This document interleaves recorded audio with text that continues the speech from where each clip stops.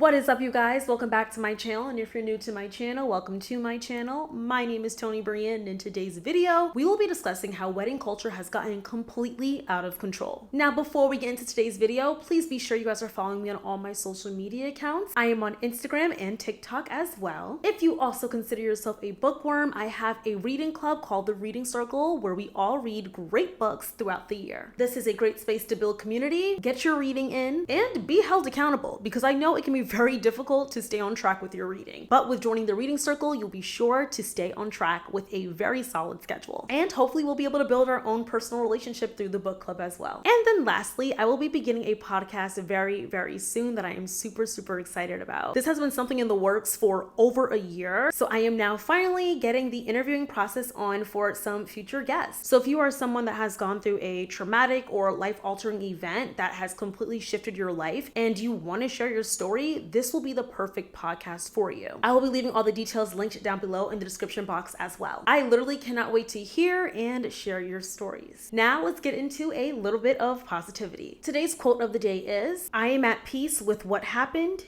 is happening, and will happen." And today's verse of the day is Matthew chapter 5, verse 4, and it reads, "Blessed are those who mourn, for they will be comforted." And now let me tell you guys about how exciting today's sponsor is. Get ready to be part of the most epic slot tournament ever, where the winner walks away with $1 million in cash. It's all going down this October at Atlantis Paradise Island in the Bahamas, and I'm here to tell you how you can snag a VIP invite. All you have to do is download My Vegas Slots now for your chance to win a trip for two to the Bahamas and a spot at the My VIP World Tournament of Slots. And start playing to collect your sweepstakes tickets for your chance to win. The sooner you start playing, the more chances you'll have to win. Join over 90 million My Vegas players like me and play your favorite game while you accumulate points that you can redeem for real rewards. You'll have chances to win all the way up until October. Just jump into any of the My VIP apps and see if you've got what it takes to become the world's top slot player. Go download My Vegas Slots right now via my link in the description box, or scan the QR code you see on the screen and start playing today. Collect those sweepstake tickets and win yourself a trip to the Bahamas with your favorite +1. Thank you so much, Play Studios, for sponsoring this segment of today's video, and I cannot wait to see if one of my lucky subscribers wins that trip and ultimately wins the $1 million.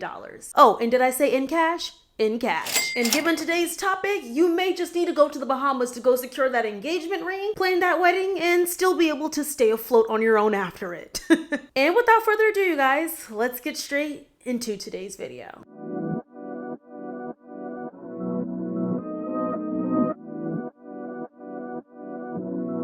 Taking you in this moment.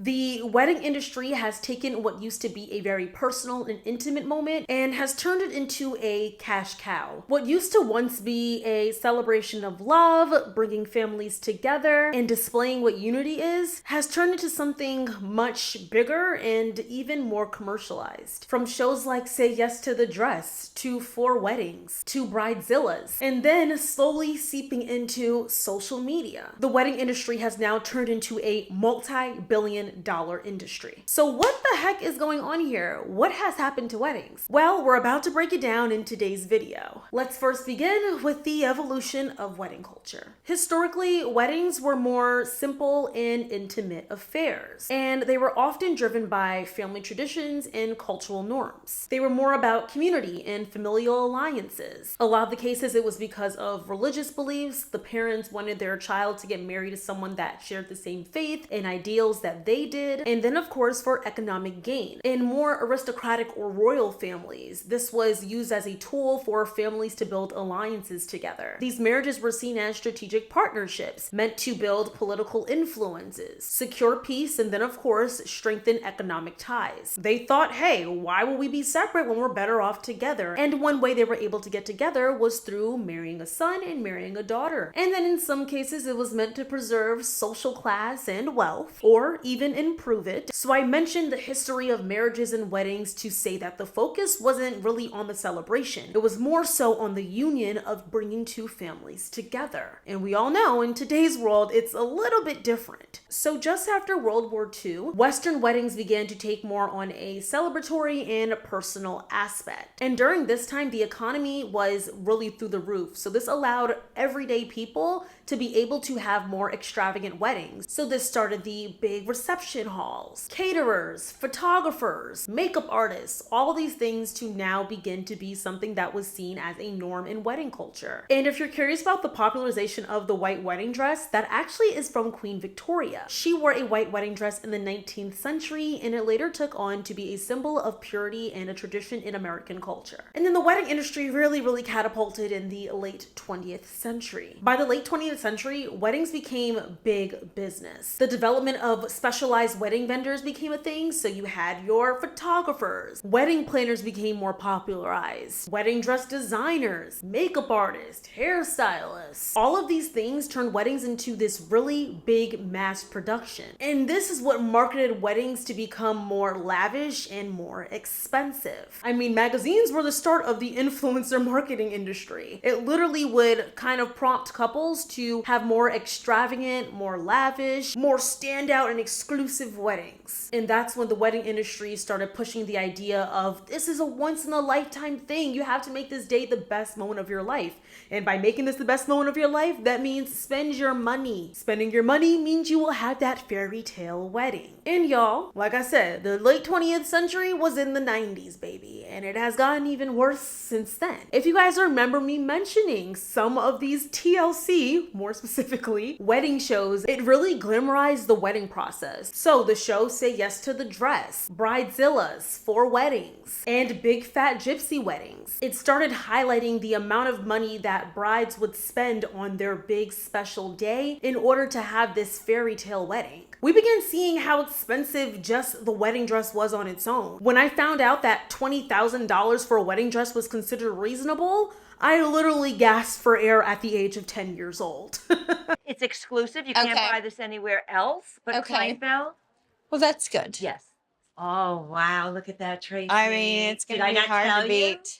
Randy did look at me and was just like, you know, this is a very expensive dress. It's $32,000. And I wasn't shocked. But unfortunately, this wasn't the peak. Reality TV shows was not the peak of how expensive weddings can truly get. Over the last few decades, weddings have changed drastically. What was once a day marked by tradition and simplicity has transformed into an event often fueled by competition, status, and social media. Just everybody trying to keep up with the Joneses. So yeah, we did have shows that we listed before, but you know, we looked at that as just entertainment. We weren't seeing people that we knew personally or people that we may have aspired to be having these extravagant weddings. But in the era of Instagram, that shifted literally everything. Whether engaged couples want to admit it or not, social media plays a pivotal role in the decisions that they make in the process of how they want their wedding to be. Well, should I just say mainly the brides? I feel like women are more consumed in this luxurious wedding lifestyle. What used to just be a private, intimate moment of having an engagement and then maybe having a bachelorette party and then your big day has turned into a multitude of different things in order to set off this one-time experience. For one, today, the proposals are astronomical. Now, I'm not gonna say too much because child, I am extra as it comes. I want to have a very cute proposal. I want it to be special, but I've seen some real out there proposals and it makes you question, are you doing it because you want to for your fiance?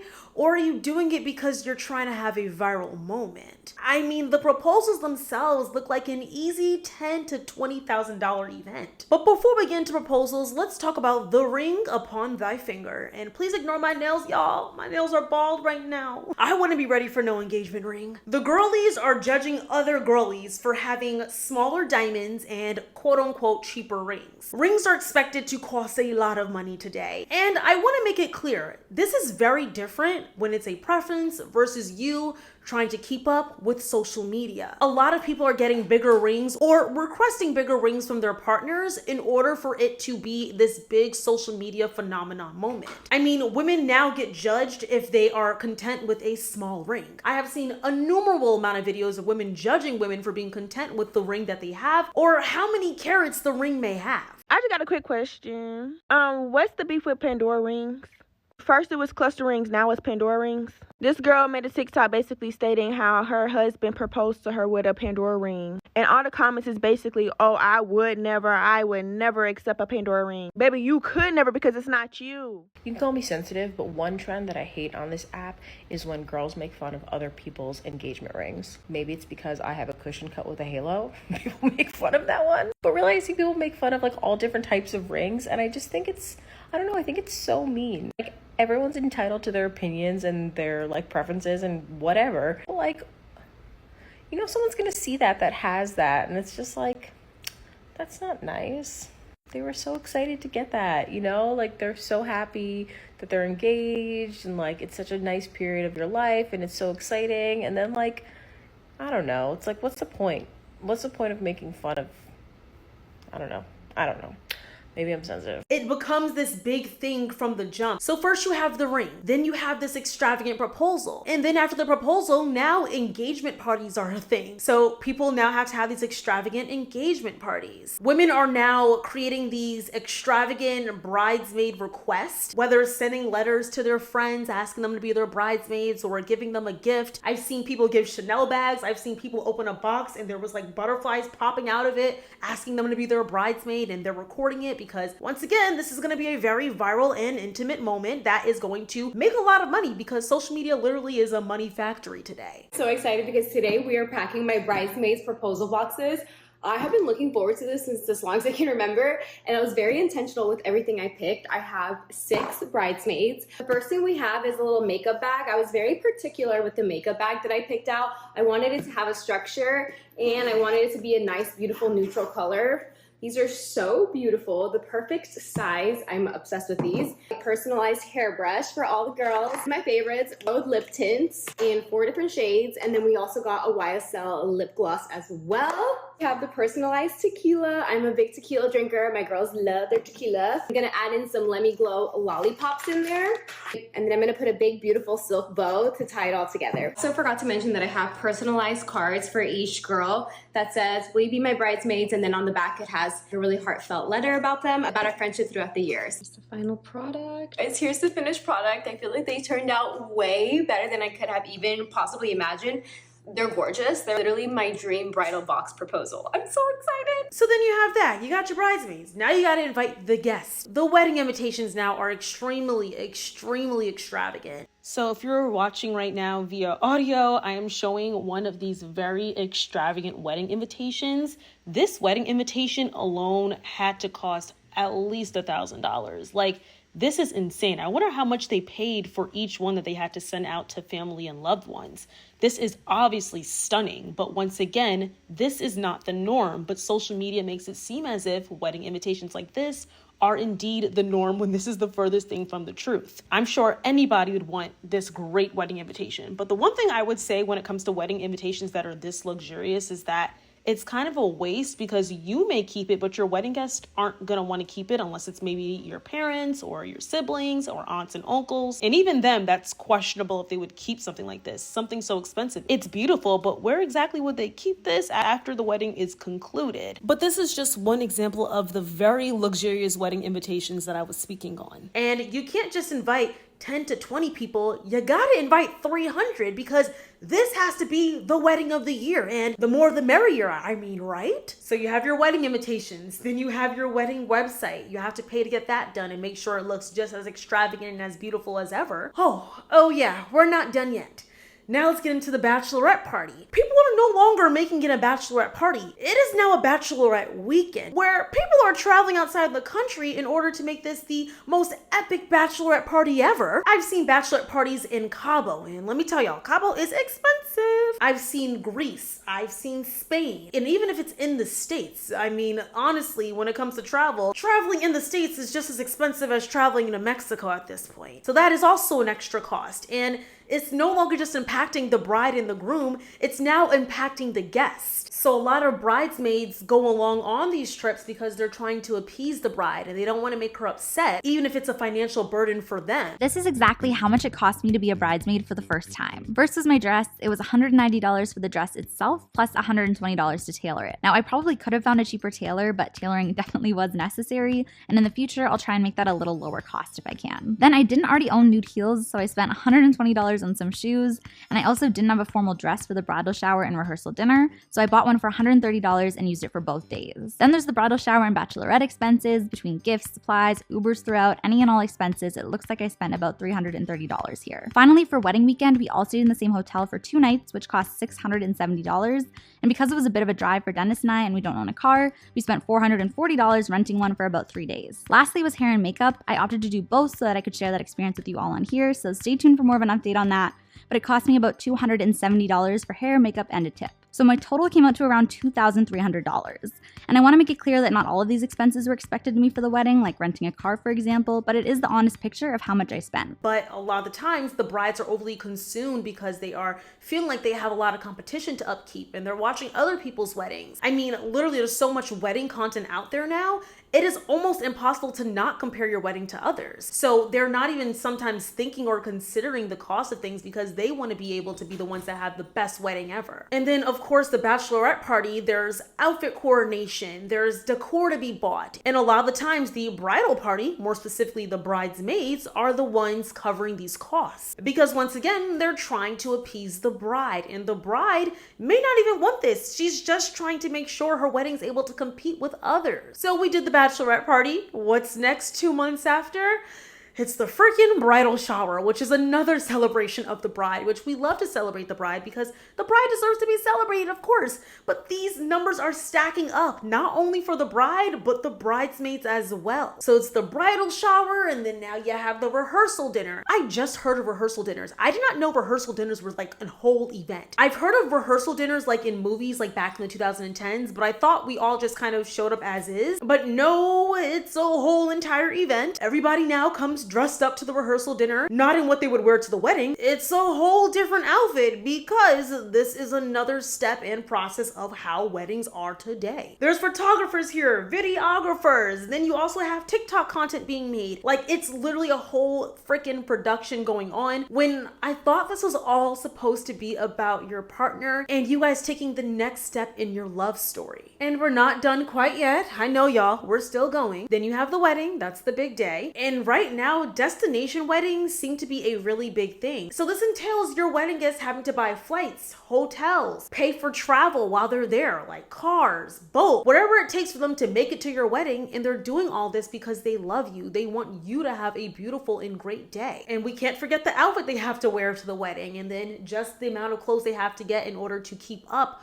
with the wedding, from the rehearsal dinner to the wedding to even the reception. I've seen outfit changes at the reception, not only with the bride, but also with like the bridesmaids. And the bride, once again, she changes 100 times. I've seen 3 different wedding dresses now. It's not just the one expensive dress that you got for $20,000. Oh no, you have to now wear your wedding dress. And then there's a cocktail hour dress, which is probably another $800, $1,000. And then they have their reception dress that they change into as well. So just on the dresses alone, there is at some times $10,000+ spent on those dresses. And that does not even barely touch the rest of the cost of weddings. Makeup artist, hairstylist, videographer, photographer, caterer, cake maker, wedding decor, the flowers. Y'all know how expensive flowers are? Flowers ain't cheap, you guys. Let's look up the average cost of wedding flowers right now. So according to theknot.com, the average cost of wedding flowers in 2023 was $2,800. And the cost of wedding flowers today has been steadily increasing. So it has gone up since 2023, which was just a year ago. And then I forgot the cost of a wedding planner. A wedding planner is very expensive as well. Let's look up the average cost of a wedding planner. So according to thumbtack.com, which is a site where you're able to book people that you need to help provide you with the service, I've actually used Thumbtack quite a bit. I've used them to build my dresser. I use them to build my nightstands. So yeah, just for someone that provides a service. So according to Thumbtack, they said for a full service wedding planner, the cost is between $3,500 to $8,000 or more. Ooh, child. I just might become a wedding planner. Maybe I should, because it's looking like I'm not getting married for a little while now.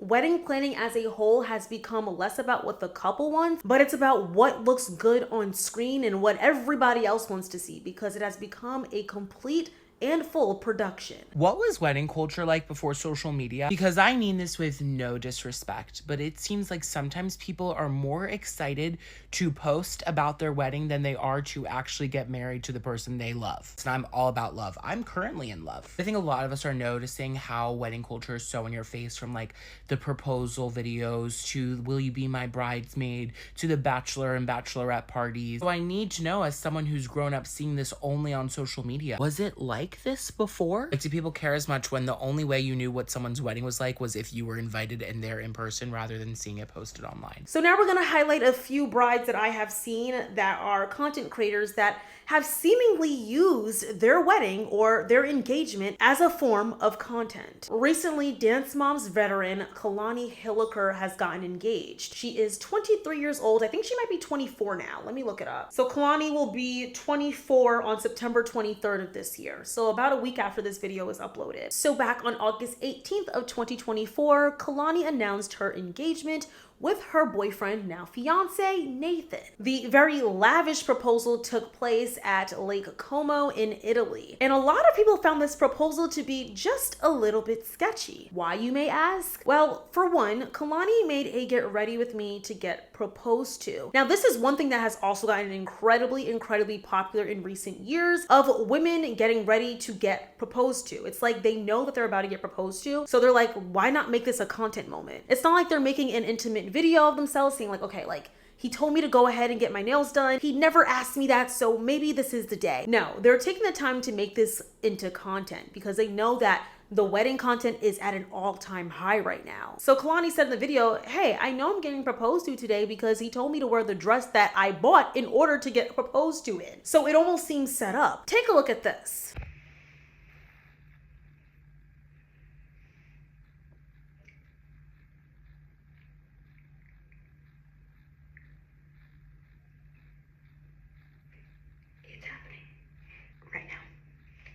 But I'm really trying not to cry.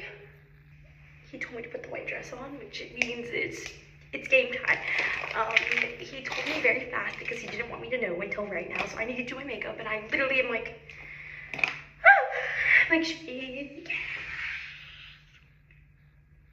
this man, he is the man of my dreams. I literally, every single day I wake up and I just can't believe that I now get to be his fiance and his wife. I'm trying to go fast, but also like look pretty. Always dreamed of getting engaged in Italy, and I can't believe that this dream is like literally becoming a reality. If you know me and you know Nathan, we are just so obsessed and in love with each other, and this is about to be the best moment of my life. My heart's like beating out of my chest. I just called my best friend because I was like, I'm not doing well. I know most people don't really know that they're getting engaged, but it's like, I don't know how he was going to lie to me when we're literally staying in the same room, and I wanted to chill at the pool for another 3 hours. He literally had to rip me out of the pool and be like, I'm sorry, it's happening in like 30 minutes. I was like, ah! He is the best person on this earth. He knew exactly the dress that I've had a couple dresses that I've been like, this would be so pretty to wear if we ever get engaged, like jokingly. And the one that I've always decided was like, I just always kept going back to it. I'm about to go put it on. Like sweating bullets right now. I'll see you when I'm engaged to the love of my life. And then what furthered these claims of people believing that they completely set this up was that the engagement ring was sponsored by Brilliant Earth, which is a jewelry company. And Brilliant Earth has sponsored a lot of engagement rings, so it seemed almost set up because she may or may have not have gotten paid for this ad. And if she didn't get paid, I mean, look at that ring. The ring is stunning and it looks like it cost a lot of money. So that means her man basically didn't even buy her a ring. All he had to do was propose to her with it. So he didn't pay for the ring or maybe even pick it out, allegedly. So that takes away from the intimacy of the moment. And then she got proposed to at Lake Como, which is a very, very popular wedding destination. Everybody's dream weddings at Lake Como these days, including mine.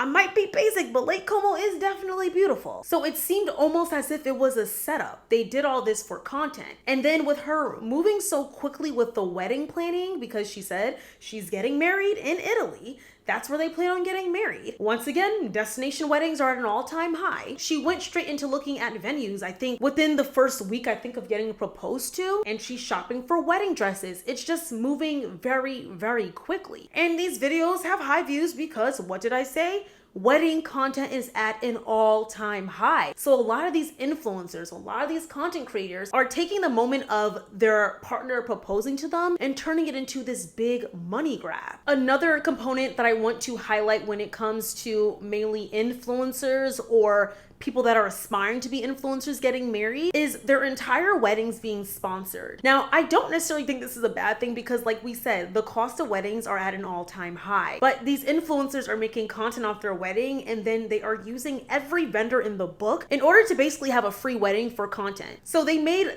thousands of dollars off of all their wedding content for probably a year or more, and then their entire wedding was free. When we all know people are literally struggling just to make ends meet on a day-to-day basis, they just get a free wedding. There was one girl named Hannah Godwin who I actually saw on The Bachelorette. I really liked her on The Bachelorette. Oh, she was on The Bachelor. I'm so sorry, not Bachelorette. She was on Colton's season, I believe, and she was the top 4 in Colton's cast. And she got married to this man. I think they met on Bachelor in Paradise, I'm almost certain. But the only reason why I know Hannah, or I kept up with her, though I really didn't, hear me out, is because her wedding content blew up. I constantly saw her on TikTok. I constantly saw her on Instagram talking about the wedding. And when the wedding finally happened, I was super curious to see how the wedding turned out. And when I clicked on this girl's page to look at the wedding and look at all the photos, I saw a thick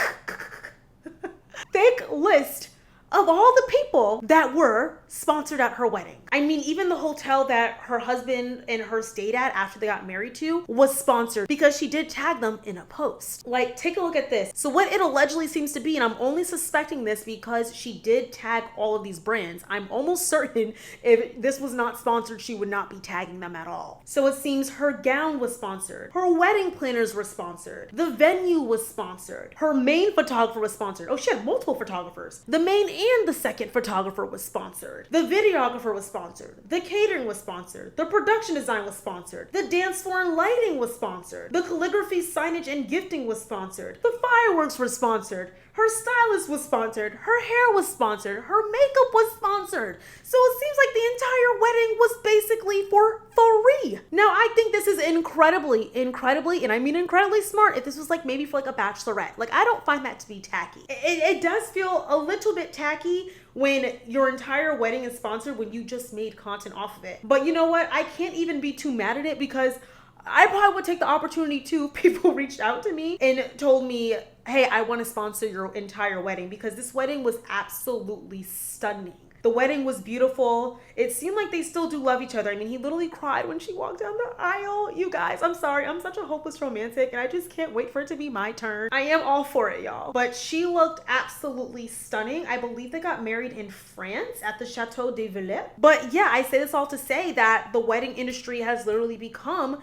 this entire production. So it's almost as if this was like a movie kind of. I mean, look at all these celebrities that get married. You have Kim Kardashian, Kourtney Kardashian. And if you look at what their entire wedding entailed, like Kourtney's wedding was a lot of Dolce & Gabbana. Her wedding was allegedly sponsored as well, and they turned it into a whole entire separate show. Wedding culture is literally a whole production once again. And just to get back to Kalani really quick, another major red flag why people thought that her wedding was just for content was that she literally just met this man, allegedly. At least she introduced him to social media merely 6 months ago. So it's not the norm, especially these days, to get married so quickly. And she was just in a separate relationship a year ago, so that had her fans and viewers question how authentic this engagement, this content, and soon-to-be wedding truly is. Or should I say will be. So moving right along, let's get into the cost of weddings, though the people that have the money to afford the weddings aren't the ones paying for it, seemingly. The wedding industry is currently a $72 billion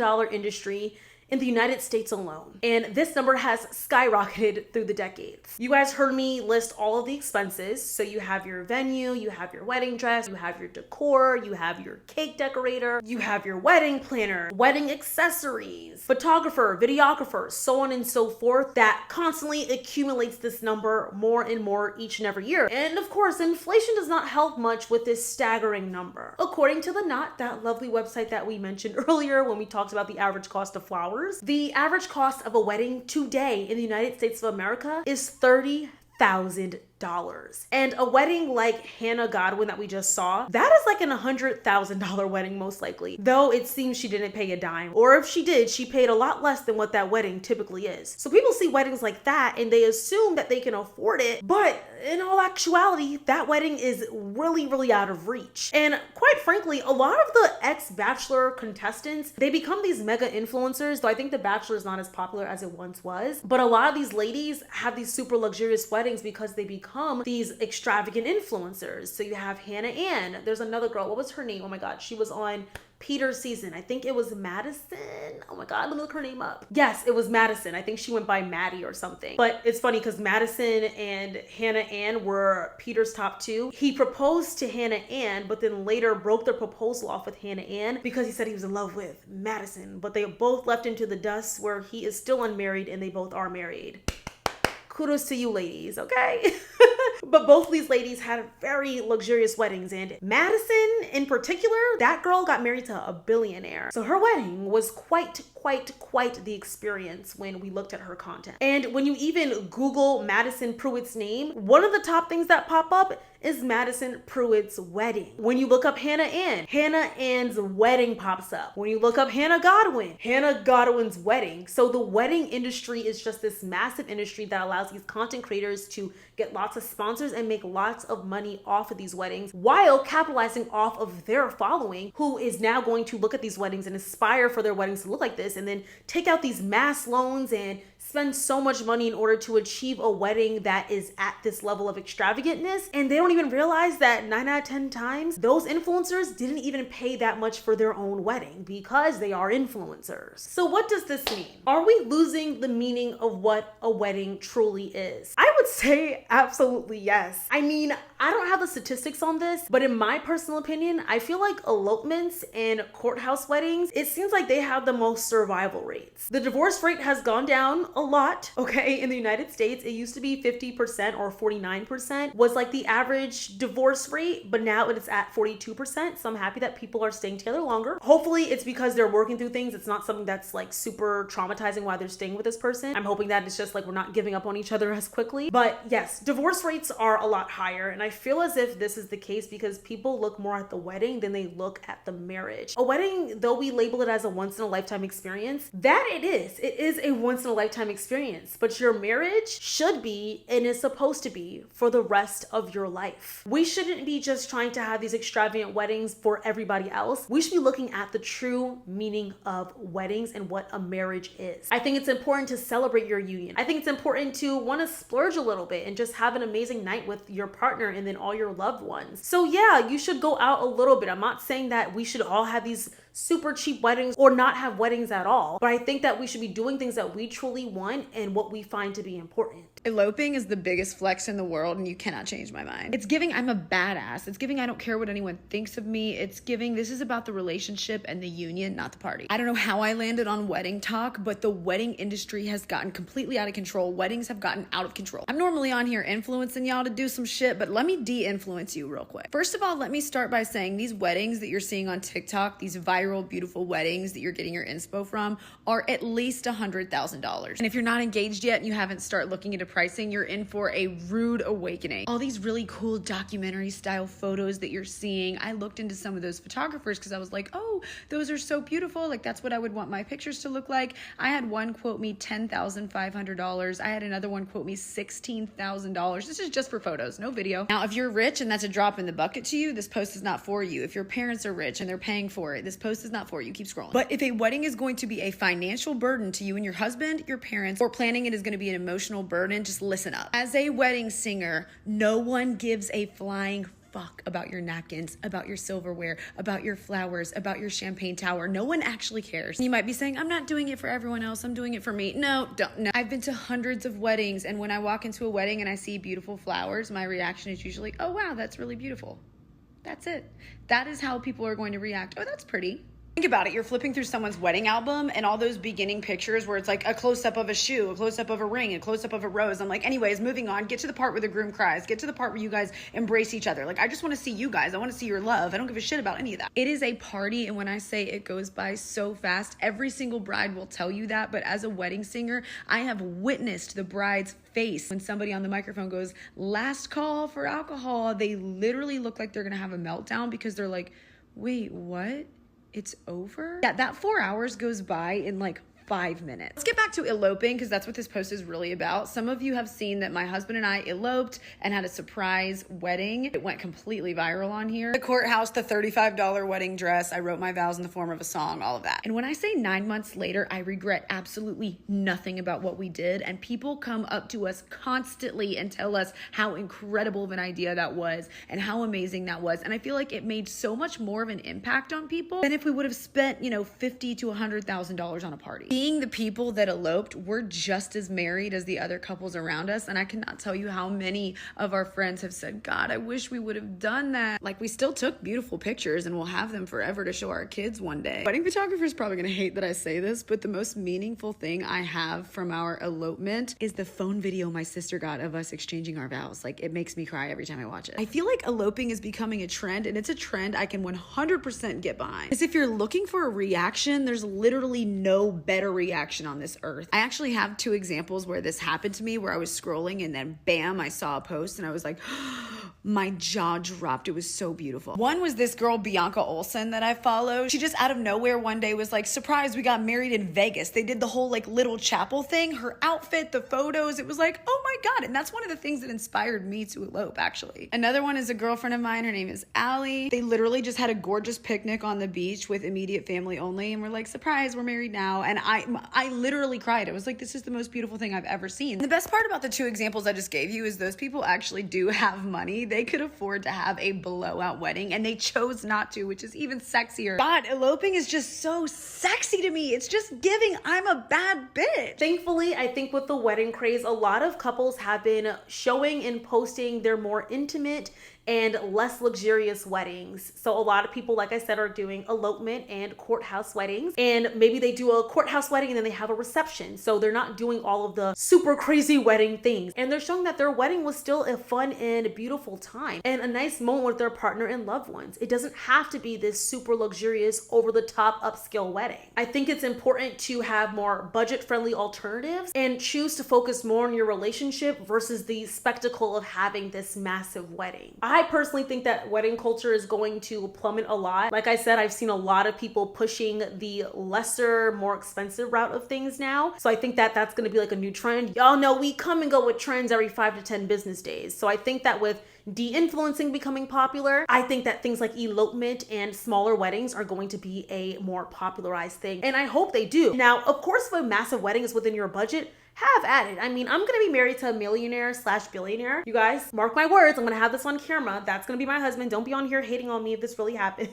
So this won't be my concern. No, I'm kidding. I know even for me personally, I don't even know if I wanna have like a massive wedding. I am a little bit delusional, so I've been looking at wedding venues like at Airbnbs as of recently, and I think I might just wanna rent out like a massive mansion and have my wedding in the backyard. I think that would be like a really smart alternative, because for the weekend, it's like $6,000. So I feel like that would be like a really affordable way to do things. Like venues now are like $15,000, $20,000. Like the venues are so freaking expensive, but you know, to each its own. It's everybody's personal choice. But I'm gonna have to say, y'all, wedding culture is hella expensive. A $72 billion industry from something that was just about, hey, you got money, I got money, let's bring these two together. It is a way, way different time. But you guys, that is the end of today's video. I wanna know what you guys think. Do you guys think wedding culture has gone out of control? Are you guys against big weddings? Are you guys against small weddings? What type of wedding do you want? And if you are getting married soon, please share what you are deciding to do for you and your partner in your celebration. If you guys like this video, don't forget to like, comment, subscribe, and share. And yeah, I love and I appreciate you all so much, and I will see you you all in my very next video. Love you guys. Bye. Mwah. Taking you in this moment, come get close like you own it. Read your aura, you want more of all this love, you'll be your name. Release all of your burden.